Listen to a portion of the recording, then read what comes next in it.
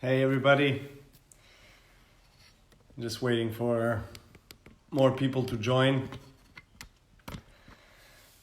so we can start today's exciting event that is ahead of us. We're going to have a special conversation with a special person. For all of you joining in now, thanks for coming in. Obviously, I'm super excited to speak to Maria. You guys seen the the post that we did, kind of announcement of today's conversation. I've never done this live with her. We did some really funny commercials with our racket sponsor Head that we are going to actually talk about a bit later on in the conversation. But we've never done a live, and I'm really excited about it. I'm looking forward to it. She's one of the most successful tennis player of all time, definitely one of the most successful brands in all sports, both men and women of all time. She's a very special person, someone that I've known for many years, and I'm glad to call her a friend. So thanks for joining in, and I would like to invite Maria now. I think she's here on the chat. I'm going to invite her to come to this live. Let me just look for her message. Still trying to get used to the Instagram lives. I do apologize if there are any mistakes being done from my side. You know, we had some interruptions in the past lives that we've done. Hopefully today it will be all fine. Give me a sec. Let me see. Go live with. I'm just gonna have a look right now. Right there. Okay, so she's here. We're waiting for her to join.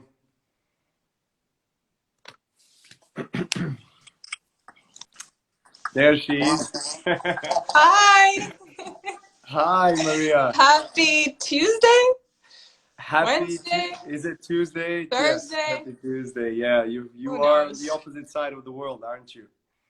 I'm on the opposite side of the world in beautiful sunny California. That's wonderful.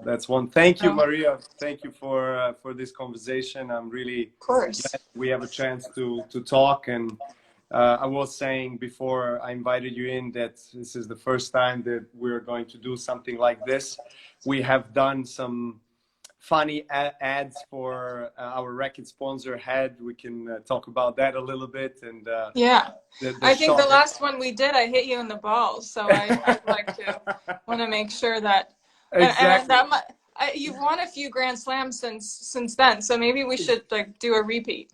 I think it's worked out quite well for you. Exactly. Well, after that, I got the new balls, so then everything worked out in the end. Okay. Oh my God!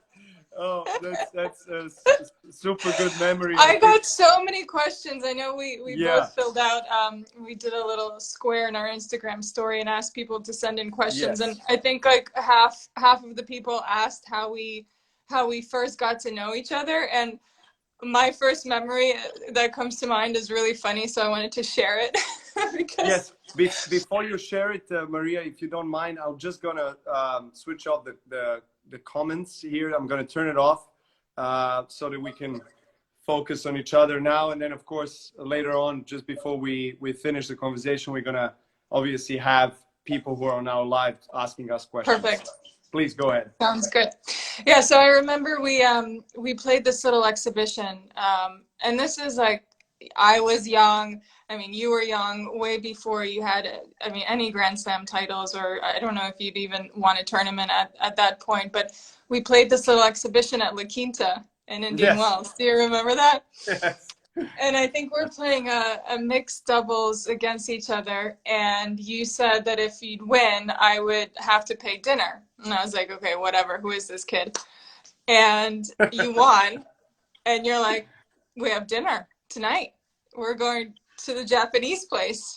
And I was like, are you serious? You and me going to dinner tonight? And I was So we did. We ended up going to dinner, and it was so funny because you pulled out, I think it was like an old Kodak camera, and you asked the waiter to take a photo of us. And I was like, this Yeah. feels like I auctioned off myself to a dinner. Yeah, Well, that's and actually, here we are.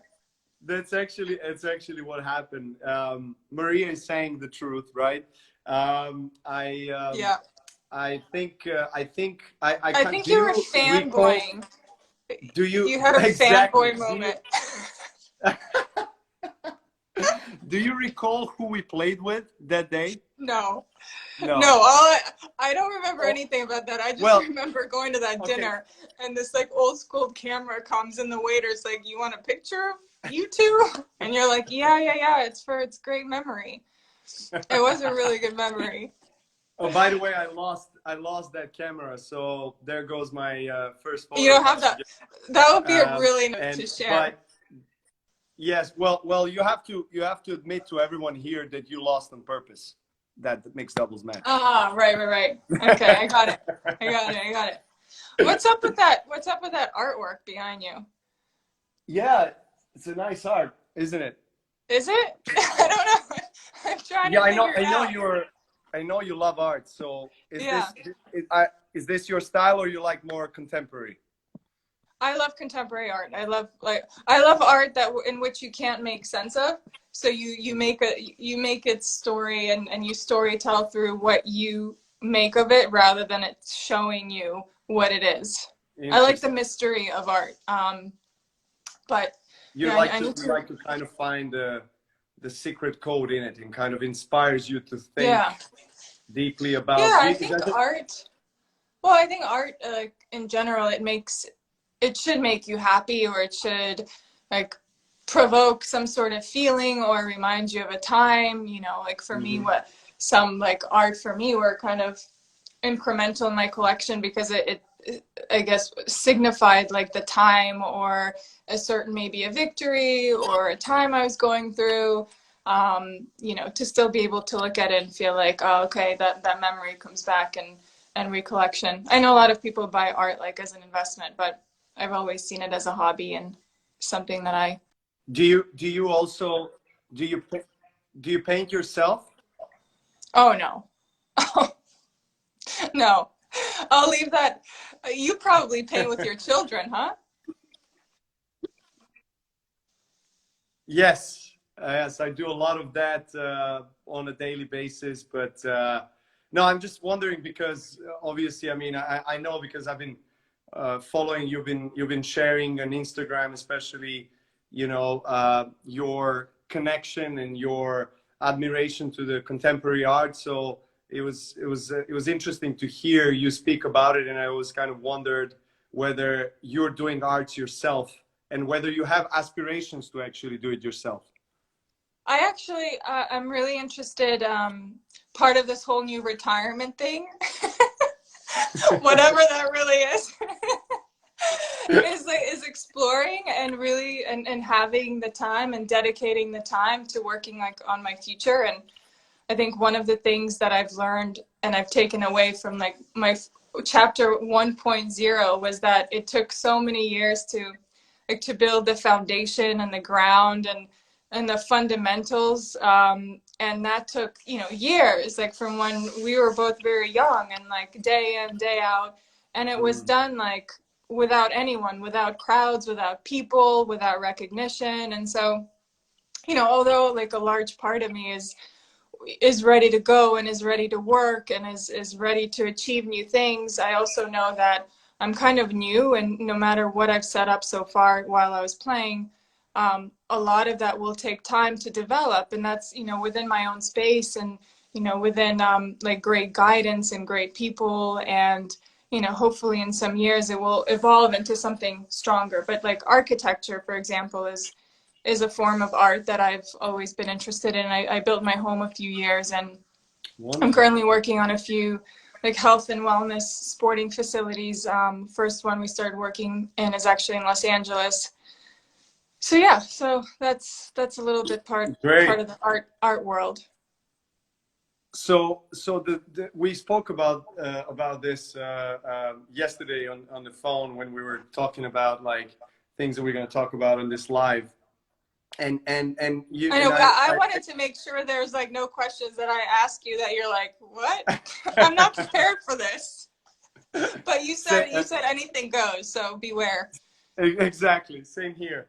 I wanted to actually know more about your transition, because you know, you talk about the retirement that was obviously not a while ago, and and I you know, we didn't really speak since you retired from professional tennis, but it did strike me, and I have an impression that you have probably one of the smoothest transitions out there from all the tennis players, both men and women, that I've followed over the years.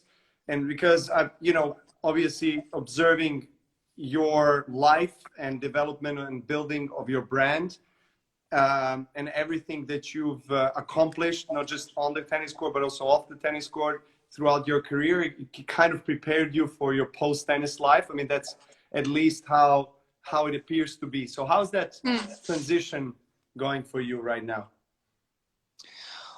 Well, I'd say the transition has been different than what I thought it would be because of what we're all facing, like the challenges, like mentally, that we're all facing in today's environment. You know, like one thing I previously just mentioned was how I was really, like, despite, you know, finishing something that was a huge part of my career, I was like really motivated for what's to come and ready to go. And, you know, I certainly had some ideas, but I don't know, transition, yes, I've built an amazing base. You know, I had many interests from the court. Like in my spare time, I utilized that time really well. You know, I built really good networks and relationships with people and companies, and, you know, my interest in business and in technology and investments, and architecture and art, and I've tried to, you know, learn a little bit as much as I could while I was on the road, which was, you know, really difficult. And I was ready to, I think because I mean, to be honest, I was very stubborn the last couple of years with my body. Like, I really thought that, as you know, when we face a challenge, like, our persistence has like been one of our greatest strengths. And I believe in both of our careers, like, no matter what is in front of us, we know that this is just a hurdle and we get through it. And I think I struggled a lot with it because I just kept thinking that it was a hurdle that I could pass and I could get better. And, you know, and I was seeking everything I could.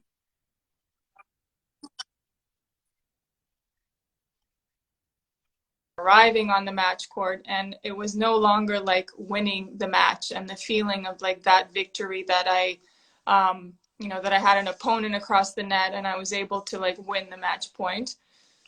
So for me, it was it's been somewhat of like a transitional relief that I'm not putting my body through that anymore, you know. And like, it's funny, I've spent the last 6-7 weeks with my, being in a home with my family. So my parents are here, and boy, it's, you know, it's entertaining because so much of your past and your history, I mean, entertaining is a nice word. But like, my dad sometimes asks me, like, we're having dinner, he's like, you're being very politically correct here. I am. They're great.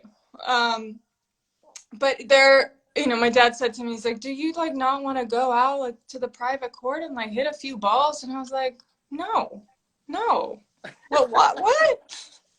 No, I feel like every morning I wake up and I do like a form of exercise and a workout where I push myself. Like last night at the end, I had, you know, a lot of calls, and I don't know, it was just before dinner, but I was like, I haven't done something for myself and my body. So I went in the basement, and we have this indoor stationary bike.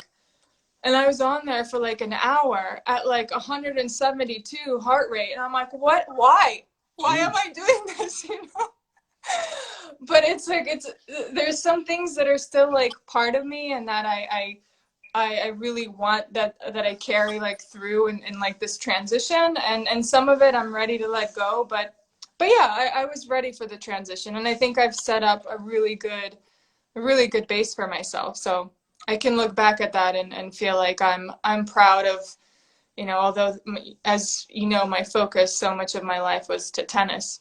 It was also nice to work on other projects and, be part of other things like our head commercials and like creative things. So yeah, definitely. How have you been at home? How is family time and Good. how's that going? Are you cooking? Or is Yelena just cooking all day long? So we are very fortunate. We have some days we have chef, and some days we're cooking ourselves as a family. I must admit that my wife does more cooking than me. I'm more of a brekkie kind of, as they like to say in Australia, Right. kind of person. I like to make like juices, smoothies, like breakfast bowls, those types of Right. things, avocado on toast and stuff like this with tomato. But we have been spending a lot of quality time with each other, and I think you mentioned a little bit the kind of a mental challenges that we all face, not just athletes but everyone on this planet that is affected by the virus. And this quarantine at the beginning was, I think, creating quite a anxiety in me, because not because of the fact that I did not have access to the tennis court, but just because of the uncertainty of, when does the season continue, and what is going to happen. So that's I think you would agree that as an athlete, particularly, I think in all areas of life, but particularly in tennis, you just feel like you need to know what your calendar looks like. You need to have some clarity, because then you set your days up in a certain way that will allow you to distribute the energy in a specific way, especially being a father and having a family. Obviously you have to, I have to be quite precise, I think, with my routines and what I do, because I know that sometimes I have to go out from the comfort zone of not doing specifically things that I'm doing when I'm without my family on the tour, for example, that I have more time. Wait, what is defined out of your comfort zone? I want to know what out of your comfort zone means. Yeah, that's a good question, because what is the comfort zone in the end of the day? I think it's maybe a philosophical question or answer. But I think we're not gonna start hugging trees, right? Because I'm not ready for that. I know I live in California and everything, but we're not hugging trees on this one. By the way, have you been to Joshua Tree Park? I haven't, but it's on my list, and I've wanted to go now, but it's closed. So, have you? You should. It's an amazing place. Yes, I have. A few years ago, it's like one of the nicest places that I've seen. Oh, amazing trees, amazing nature, landscapes, everything. But let's go back to the other part of the comfort zone that I wanted to respond to you. Okay. Back to cooking at home. No, the reason I asked you about cooking is because I remember growing up, and I was in my already when I had started playing a little bit of tennis. I was, my grandmother was very much part of our family, and she would cook all the meals for us, and I would go in the kitchen and I would ask her, like, oh, this was so good, like, can you give me the recipe so when I'm older I can cook this? And she said she would never give me the recipes, because she told me, she's like, I do not want you in the kitchen when you're older. And I was like, this doesn't make any sense. But now I'm every day, I tell you, when I'm emptying and putting in the dishes in the dishwasher, I'm thinking of her. Because I'm like, God, these men, they eat so much food. It's a lot. Every day. I know. No breakfast, lunch, dinner, snacks, tea time. Hey, we need strength, You do need strength. We need muscles to move stuff around the house, right? Move tables, chairs, beds, and stuff. That's where we are, I think. Oh, okay. What beds are you moving? But how are you? Are you maintaining a good diet like throughout this time? I I yes, well, I am. You know, I don't. I'm one of these people that really doesn't have problem with gaining weight. In contrary, I have a other problem. I have problem with losing weight. So I have to, you know, stay so to say up to speed with my nutrition, but at the same time with exercise and everything. And look, you know, what I was referring to, you know, it's been now more than 2 months, and we're in a country that right now we're in Spain, which has one of the worst circumstances, like corona numbers and everything, Right. from all the countries in Europe and in the world, actually. And so we've been locked down for 24/7 for 2 months. So we've been fortunate to have in the house where we're staying at the moment, to have a swimming pool, to have a garden, have a little gym so we could work out and Right. kind of stay fit. And it's interesting that you were saying, because I was looking at some of your videos on Instagram of you doing your home gym training, and it's really like, when you're an athlete and when you're used to these things, it's such an integral part of your day that it's almost impossible to not to think about days that where you're not doing something, even if it's like a stretching, yoga, whatever it is.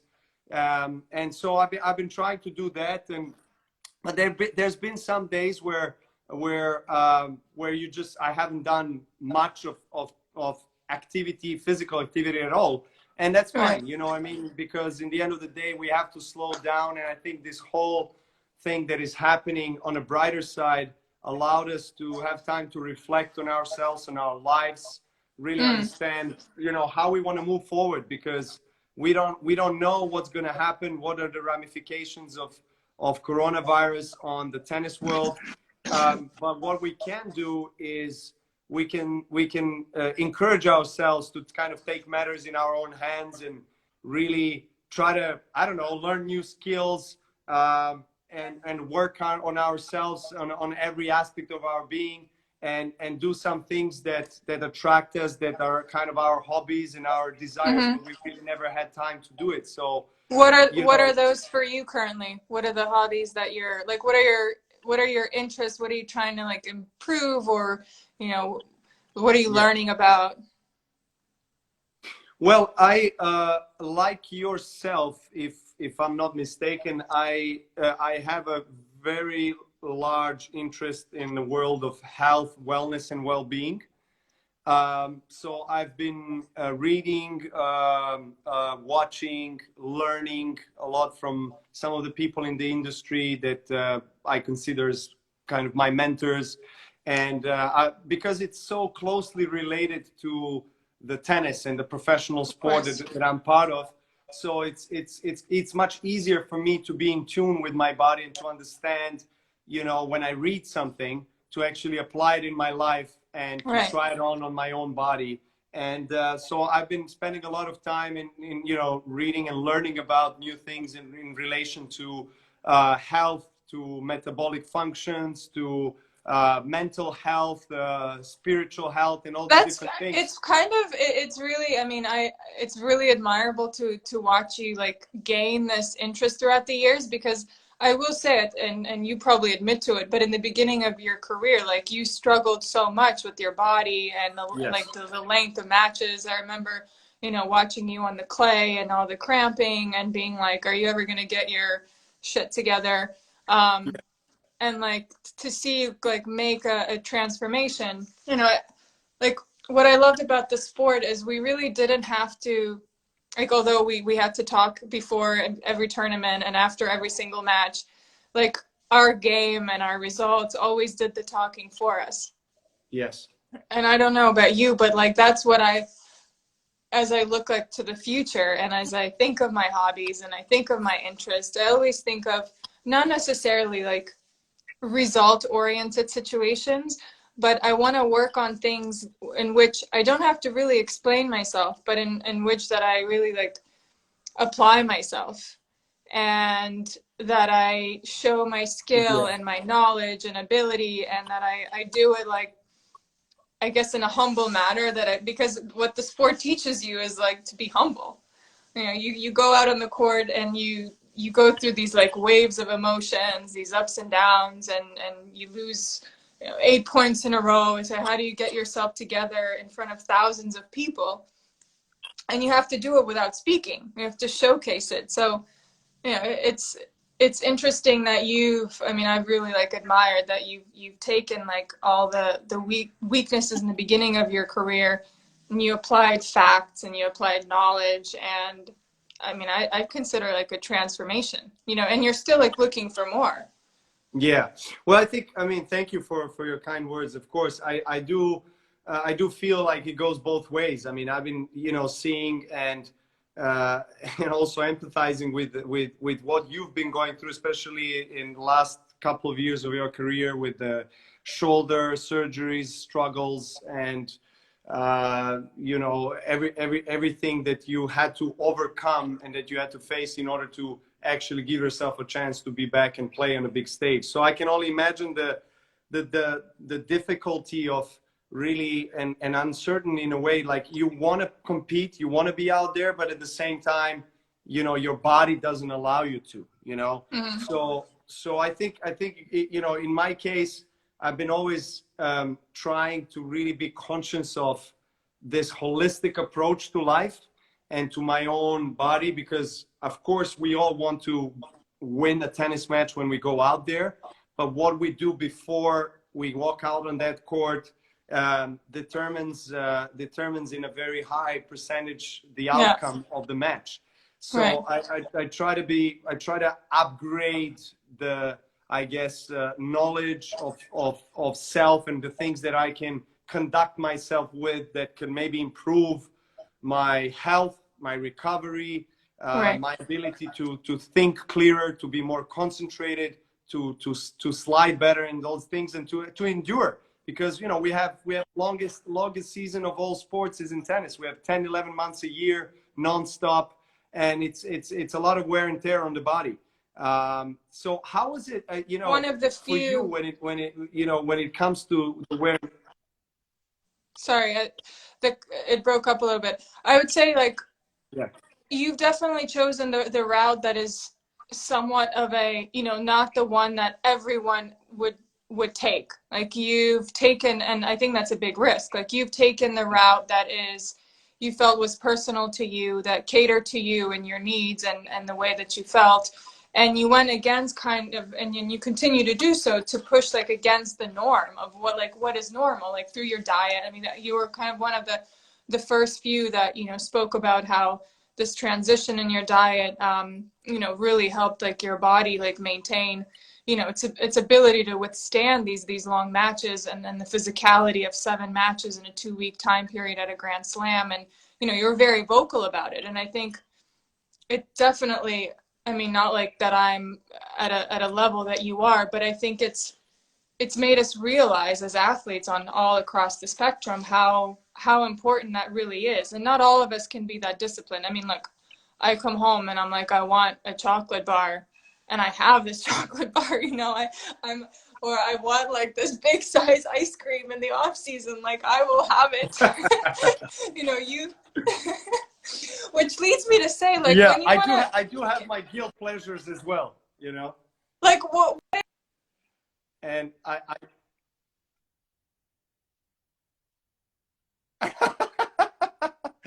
some dandelion root with a sprinkle of peach compote.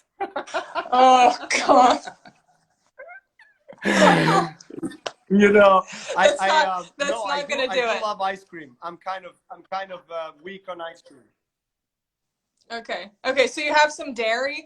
Like, what was, when you last had like a big victory, which was like very recent, but what did you indulge in, or what was your biggest celebration? I'd say.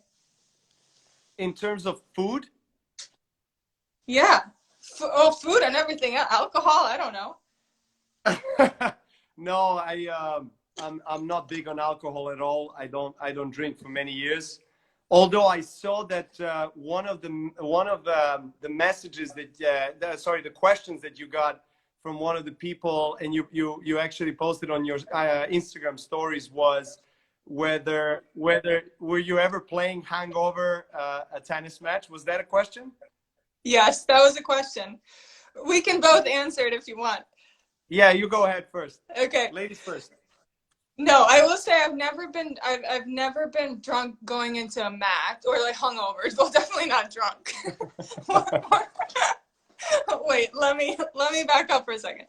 No, I've definitely never been hungover. I'd say the one match where I only slept like 3 hours was not because of alcohol, but I don't know what, something was like happening off the court, and I barely got any sleep. It was the final before the Rome tournament, and I was playing Carlos Suarez Navarro. Mm-hmm. And I don't know how I managed to win that match in 3 sets, but I remember, like, if this is what it feels to be hungover playing a match, like, I never want to be in this position. And you can see, like, when I win the match, I'm just so relieved that it's over, win or lose, because I'm completely deflated. Yeah.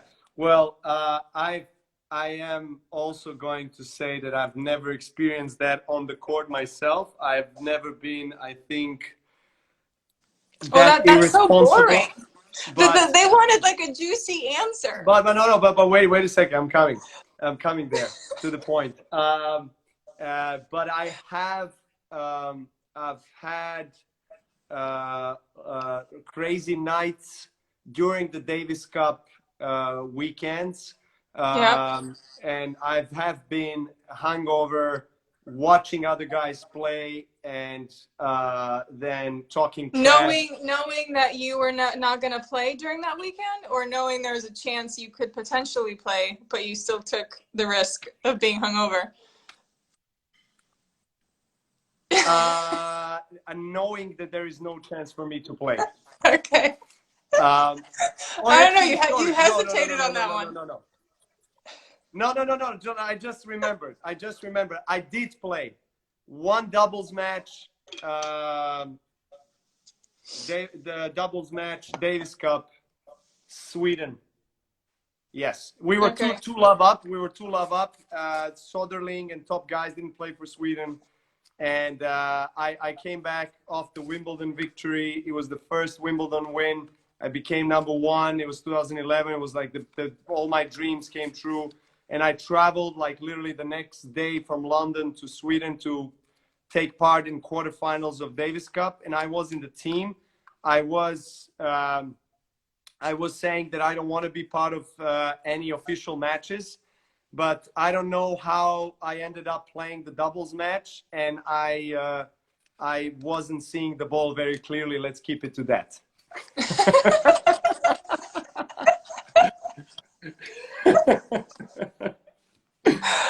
Boy. I guess it happens. At least it's doubles, so I have a justification for for doing it in doubles, even though it's not fair towards the doubles guys, but still was in doubles.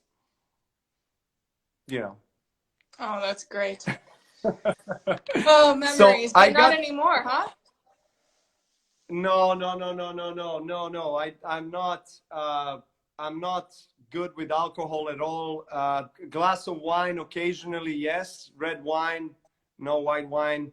I would not have. I don't know. You asked me what was the biggest celebration in terms of food. What was the biggest celebration you've ever had?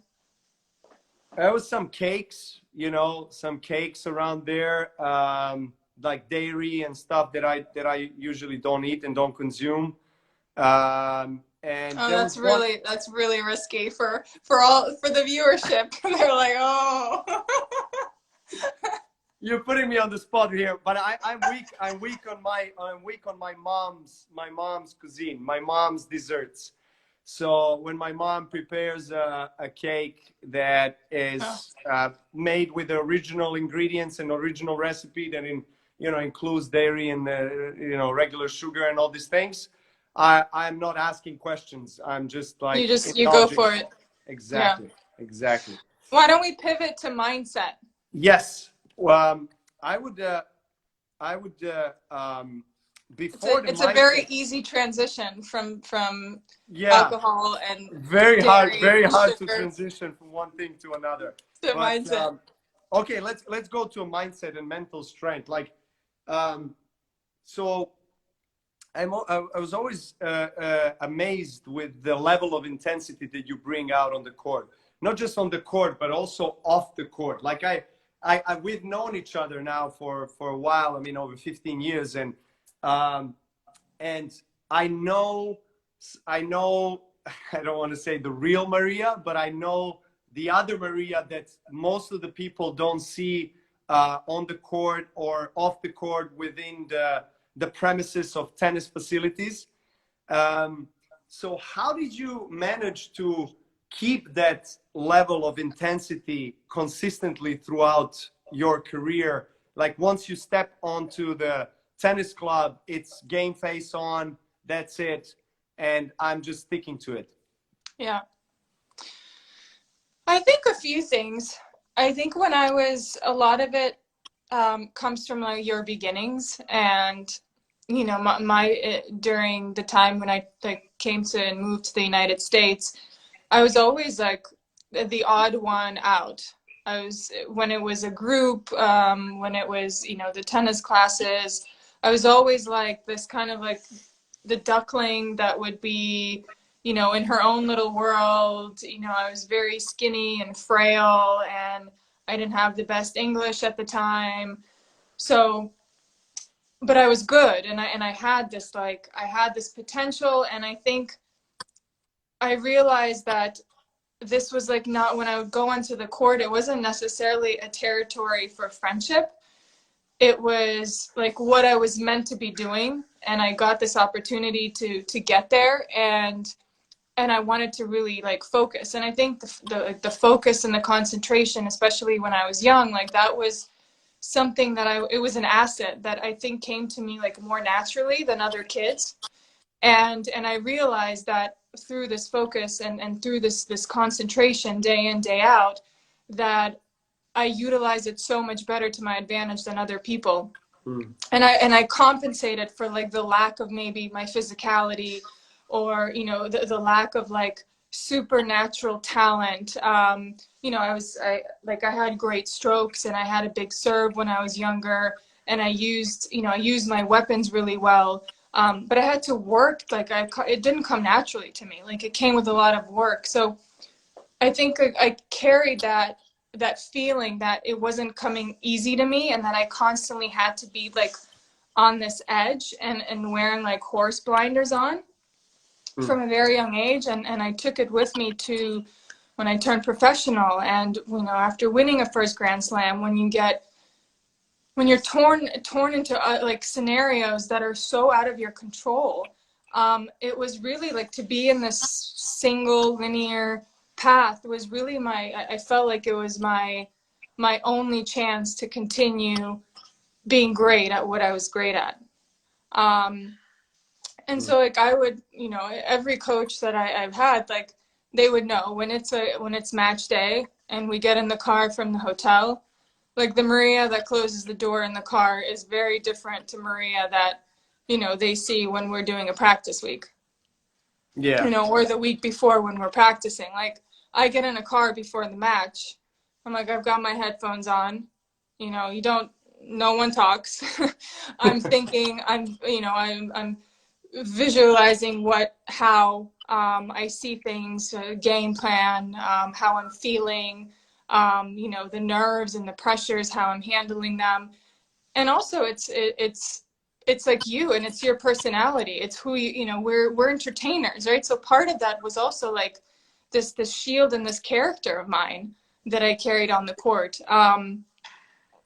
And yeah, and I just kind of kept going with it, and that's who you got. And I never, you know, as I look back, I never pretended to be someone who I wasn't, right? Those were all like qualities that made up Maria. They weren't like qualities that I saw along the way and that I picked up and that I was like, okay, now I'm going to try this. Like it was like that from day one. And so at least I was consistent with it. You certainly was. But yeah, but It was very consistent. But you know, I think what's also interesting for everyone that's on and listening to this is to understand, because even though like mindset was and is our greatest strength, I think what's interesting is learning how sometimes like we were able to get it back when it wasn't in our favor, or when we felt like it was lagging. And I'd love to like hear your perspective on what you would do to help bring it back, you know, when you needed it, when it wasn't natural.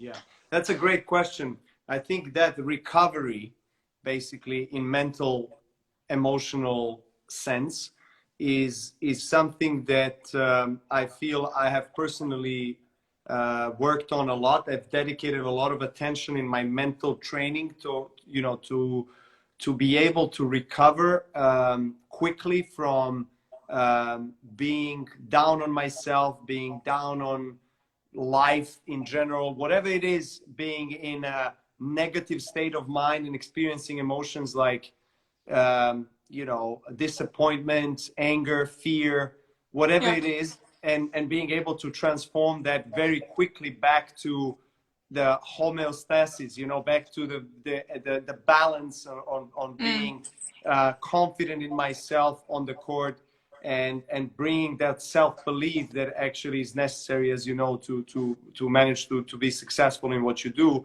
not just on the court but off the court as well. And obviously when you are on the court, like for example for me, right now tennis, you know, it was different in the first part of my career. Obviously it was mostly about winning, about achieving goals, also very, very dedicated to that purpose, hard training, hard work, just raw strength and power towards the achievements. But now, like in the last probably 4 or 5 years, you know, I've realized, also becoming a father, that has, you know, awakened some dimensions of myself that I've never really knew that they're there.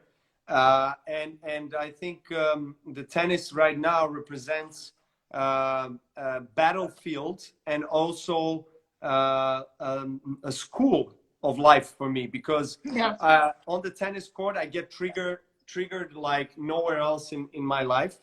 And I'm sure you can identify, you can like correlate to that, right? Yes, except I think I did a better job of hiding it than you. Exactly.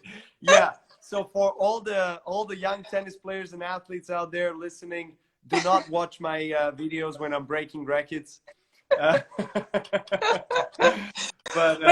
you know how you know, sometimes I did have a lot of these outbursts, and emotional kind of breakdowns, and I still have them, you know, on the court. I think I have them less, but I still, you know, throw a racket, I still scream, I still, you know. And then I understand that, you know, I think once I made the distinction between and difference between like my behavior and myself, who I truly am, that's when I felt like it's easier for me to accept that I'm going through these stages, that I have flaws, that I make mistakes, and that I'm going to feel this way because it's a super high intensity.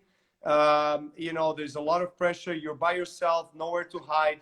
So, you know, you either win or you lose. It's all up to you, right? So experiencing all these emotions sometimes gets the worst out of me. But then at the same time, I think what the mental training of focusing on the recovery of, first, I think accepting, okay, this is it. I can't turn back the time and change what I've done.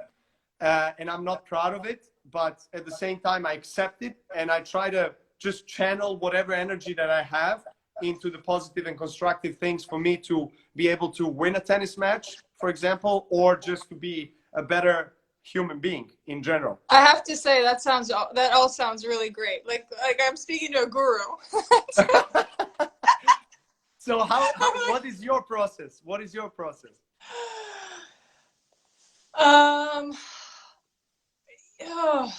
I'd say I think I rely, like, I never like mind showing my my weaknesses in front of. I was very comfortable. It's so funny because we're all so exposed, but yet in like a world where you're so exposed, I always felt like really comfortable showing like the truth and weakness and the things that are like just that, I don't know, that are part of our characteristics and flaws that are maybe, you know, okay, they're not perfect, but they're who we are. And I will say that because, you know, and especially in women's tennis and the ups and downs, that the momentum switches that like I felt would go during a match, I knew that like anything could happen at any time. And I really like believed that I was mentally tougher than my opponent. It wasn't like I was telling myself that and I was talking myself into it. I really like I grew up with that belief because it felt like my weapon. And so I think there are definitely moments where, you know, I would give my coaches looks. You know, they'd be like the Maria look. Mm. You know, and I would and there were definitely moments and months at a time where things weren't working during a match, and it was like, you know, you put your attention to your team and your people, and you try to find answers from them, and it was like this I don't know what you would call it, but it's, for me, it's kind of like this act, you know, of it's not me, it's you know, in this relationship. Yeah. Of course. But I feel like I kept it together all right, but because of like the momentum changes in the game, I knew that if I was just a little bit more patient and like I could persevere, not playing my best tennis.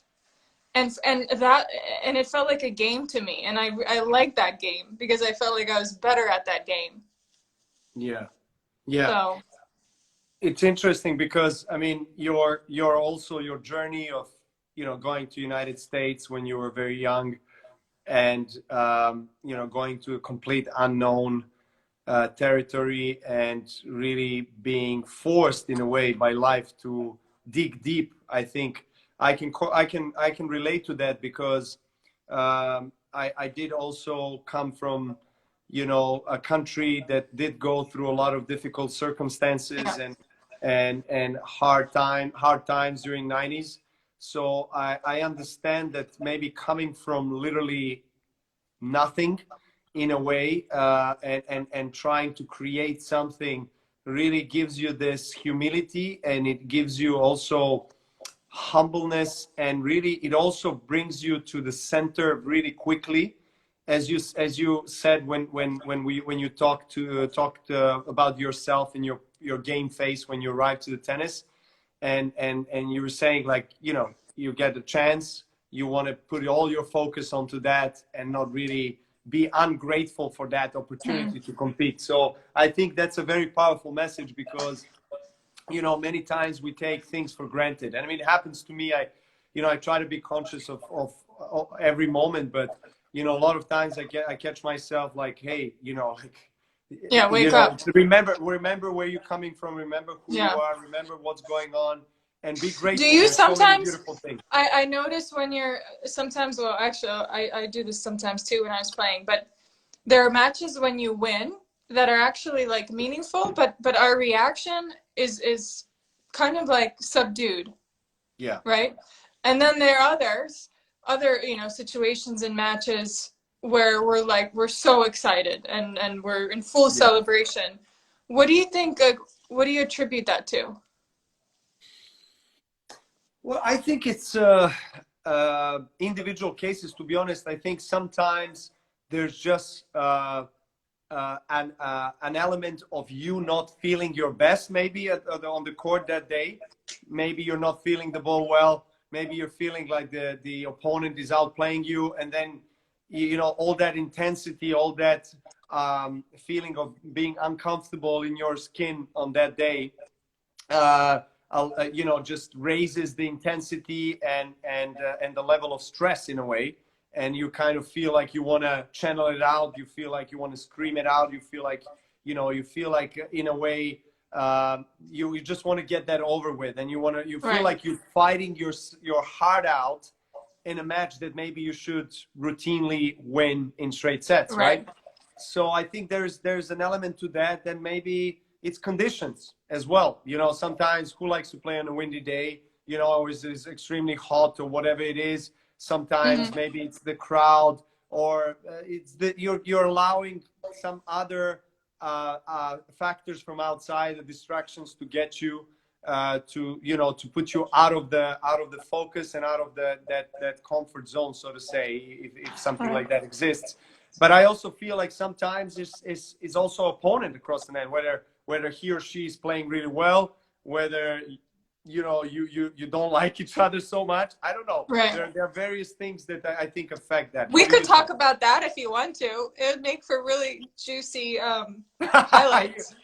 I see what your intention is here. You're looking for some juicy topics and some you know, what can I say? Yeah, you know me. I'm all about the juicy topics. But I want to make sure that we get some of these. I wrote down a few fan questions, because I want to make sure let's do that. And I have a question for you later on after, and then we can move to the fans questions. Yeah. Okay. So someone asked, what superpower would you have and why?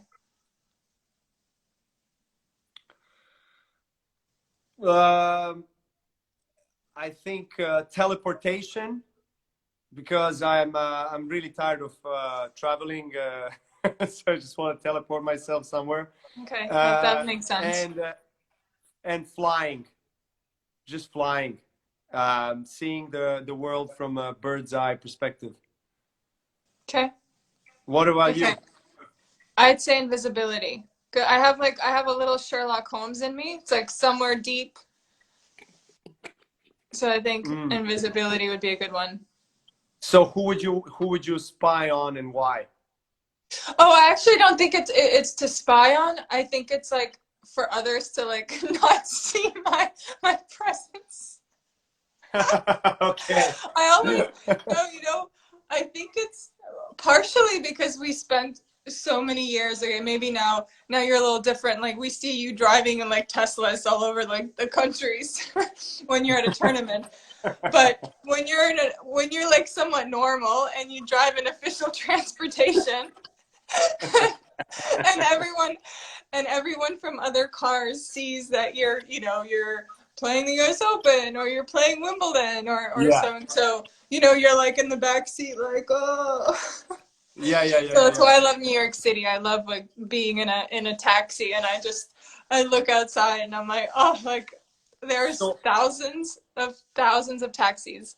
So if you had a possibility to like just eliminate the successful athlete and brand that Maria Sharapova is, recognized around the world, if you could pick a place where you want to just stroll on the streets and just walk around being free and not recognized, where would that be? I don't know. I don't mind. I don't feel. I feel comfortable where I live. Like I've had a home in California for many years, and I feel really comfortable and free, even though the other day was like really random, but a paparazzi followed us, which was like, I don't know, it completely came out of surprise, but usually it happens when there's like news or something, or like when I retired, they try to like see what I would be up to the next week. But yeah, I've been able to, like, even if there are moments that are great moments or tough moments that people, they recognize you a little bit more, or they look out for you a little bit more, or they identify with you more. I've never really shied like away from that. I think it's, in the last like 5 to 10 years, I've embraced it. I've embraced the people that come up to you and acknowledge and say, that, wow, like we get to meet you. We've seen you on the TV and we see what you've done for years of your life. And, now we can come up to you and say hello and, wish you luck. And You know, that I don't mind that. So I wouldn't say there's anywhere like I feel comfortable when I'm in the United States. You know, Russia's a little bit tougher. You know, New York City is all right. So I don't shy away from that because I think Okay. I've realized how what you do impacts and inspires so many people, and it's a huge part of what we done. And honestly, I never, like, I'm growing up, I never thought that way. You know, no one taught me to think that way. Mm. So I appreciate, and I don't hide from it now. That's really nice. I mean, for sure, it just gives you, like, for me personally, there are times when it just goes over the limit, so to say, when Yeah. you just feel like you had enough Yeah. and you want to Yeah, just and sometimes it's just disappear. inappropriate. Yeah, but Or a you're lot of eating times or when it's yeah, but a lot of times when it's nice is actually you're enjoying the interaction, you're enjoying the fact that you know might have inspired someone, and especially if the kids come up to you. That's my favorite part when they say, you know, I'm looking up to you. You know, I love to watch your matches, and I like to watch your impersonations of Maria Sharapova or something like that. You know, it really fills my heart. we gotta talk. I think you need an update on those because since you did those, my technique has changed. So Yes, I think I the fans understand. would really appreciate an update when you have time. No big I deal. agree. I agree. That's my next project. But Okay. speaking about projects, I wanted to ask you this question because I get this question a lot from also from like athletes in general, tennis players mostly, obviously, but just athletes on. Um, you know, we talked about it a little bit, reflected on it last night when we talked on the phone.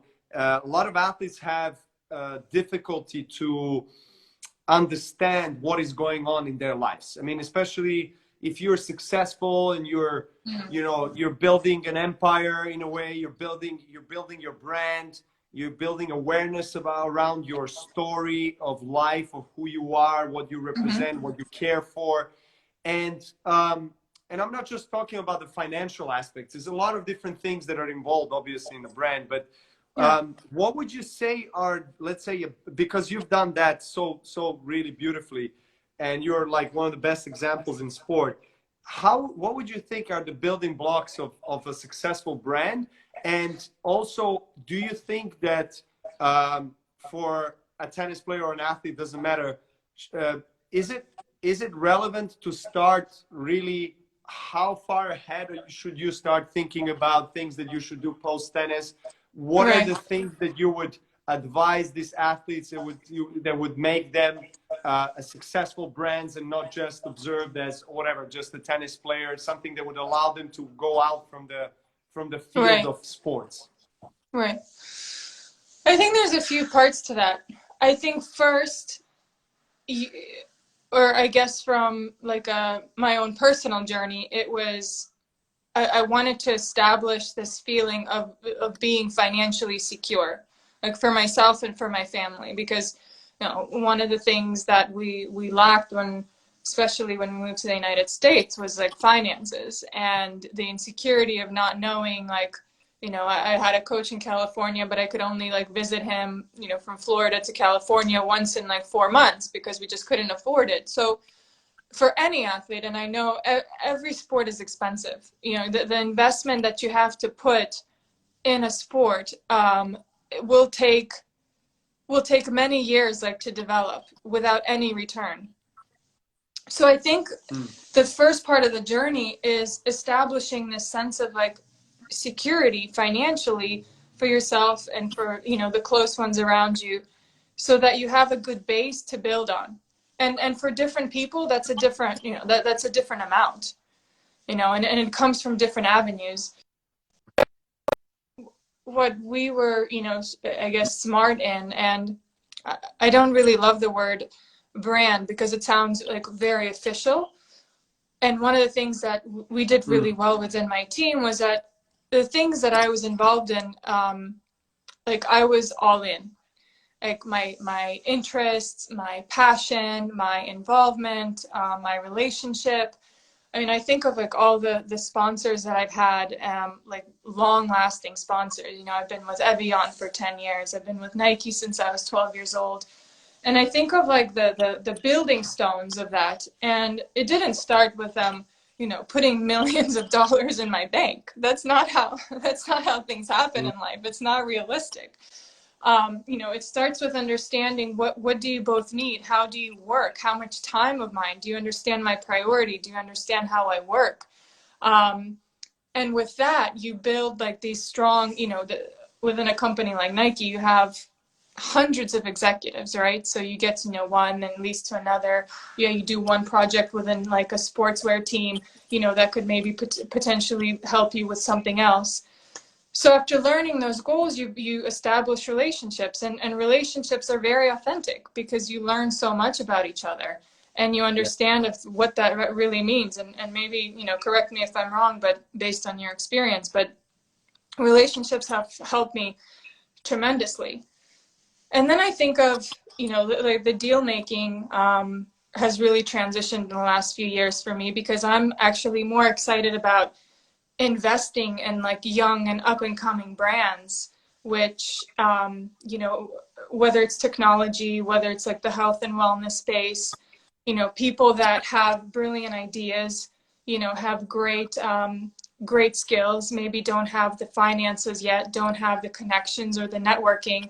Like I'm really passionate about helping them grow. Yeah. And I'm still, you know, I've had Sharapova for the last 8 years, and I'm learning so much about like business through that. And, you know, in the beginning it was a very expensive hobby. You know, I didn't have any like particular goals with it. You know, now I consider myself like savvy in this area because I understand what deal making is. I make deals myself. You know, I don't rely on agents anymore, maybe to do things for me. So and all that is about growth. You know, when you're young, you can't make those decisions for yourself. You have to have the right people. You know, my parents were like incredible and witty and smart and made right decisions for me, which I recognize is very fortunate. That's beautifully said. Thanks for explaining that. I mean, I was watching your documentary a few years ago. Was it 2017? And also your book Unstoppable. I think that's where like you've allowed people to come closer to you even more. I think that's the power of documentaries and power of the book, is that you really go deep and you reveal certain things that haven't been really revealed for many years throughout your career. I think that was really nice because that allowed you to express yourself even, you know, I think even more, and allowed also people from, let's say, brands from or companies or, you know, individuals that come up with some ideas that really never understood you in that way. Right. They felt like they know you better, so they feel like they can approach you more for a specific thing that is not related to tennis. So that's why I always, when I talk with athletes and we talk about the brand, and I agree with you that the word sounds a little bit formal, but I feel like brand it's like translated into story, into journey, right? Everyone has their original authentic story. So I just feel like, regardless of the fact that you are, you know, coming from maybe not a developed Western country, whatever it is, everyone has the story, regardless of the ranking, regardless of where they're coming from. And I feel like there's just maybe not enough maybe decisiveness or courage to take the step into unknown and really tell that story and be bold about it. Why not? Yeah, you know, and well, present yourself in a way that I think when it comes to athletes and like the financial and then the business side of things, I think it's a side that, like, from an athlete's perspective, we like to be part of what we know of. Like we know sport and we know that craft and we want to grow it. But I feel like when there are things that we're not quite familiar with or we're not as good as, we put it like on the back burner. And for many athletes, you know, that means putting people in place that don't have your best interest and that end up utilizing your, you know, your wealth and your fame to their advantage. And I think that's, I mean, it's incredibly sad, but I'd say if anything, like there's, you know, make sure you know what your bank account looks like. You know where your investments are going. Make sure you know how your portfolio is performing. All those things that we might seem, okay, we don't know, like, what does this mean? We have other people. No, like, take it into your hands. You know, don't be afraid to make the mistake, but at least you make it. You know, don't let other people make it for you. Absolutely, I agree with that 100%. I think everyone should have essential knowledge of understanding the financial, because we live in this financial world, and of course, once you're a successful athlete and you're competing on a certain stage, once the numbers start growing on your bank account, of course you feel great, you feel more liberated, but then many, unfortunately, in my experience, majority of athletes really don't have any idea of what is going on with their portfolio, with their investments, with their P&Ls. And so I think that's a really good message. Take the matter in your own hands. And really, if you don't want to blame someone else, or if you don't want someone else controlling your life, just do it today. You know, go online, take books, take a mentorship program, whatever it is. You can always find ways these days to learn. There's so many different channels. So so do you want maybe I'll switch on the comments right now, and I'm gonna ask everyone watching. Let everyone back in. There we go. We'll go. Yeah, we'll wrap this up. This is by far the longest Instagram live I've ever done. Not that I've done so many, but I feel privileged. I do feel privileged. Okay, so this is a very good question, coming from a profile called Alvern14. Maria, if Novak would do an autobiography, what should be the title? Ooh. Wow. Oh my goodness. I have a few, but I have to run them by you first. Okay. I don't think. Let's delay this. Okay, well, I think much of it will, I mean, you have to play up to all your strengths, and there are many, but like that have to do with grit and perseverance. And I think there's a nice, I actually, when I was writing a book, and I don't know how this applies to you, but I felt like so young to be writing one, and I wanted it to be called To Be Continued, because it's like, you know, you're writing an autobiography, you're in your 30s, and you want your life to continue. And they're like, no, you're already talking about the future. You got to talk about like now, like what you are, the years behind you, not the years in front of you. So, of course, that was a tricky one. That caught me off guard. We'll have to report back. So I have another one from Sophie.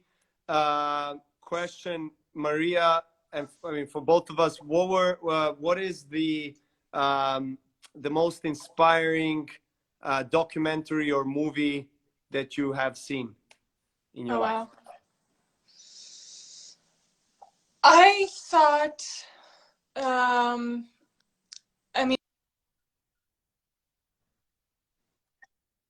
I think I've seen it since he's passed away.